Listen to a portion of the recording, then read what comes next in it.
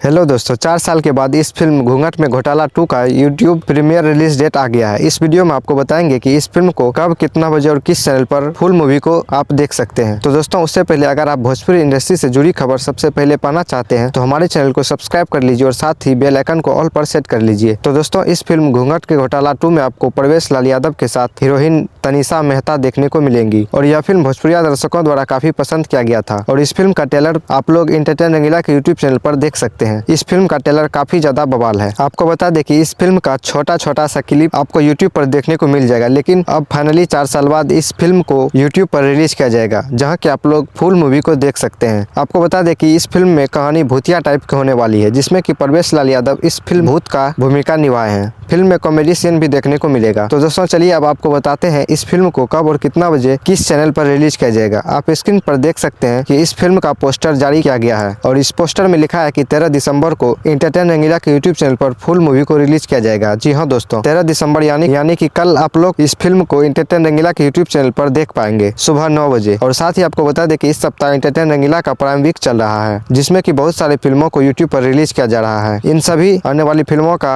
Update आपको मेरे channel पर मिल जाएगा, इसलिए चैनल को सब्सक्राइब कर लीजिए। अगर आप लोग को इस फिल्म का अपडेट अच्छा लगा हो तो वीडियो को भी लाइक कर दीजिए। मिलते हैं अगली वीडियो में एक और नई फिल्म का अपडेट लेकर, तब तक के लिए धन्यवाद।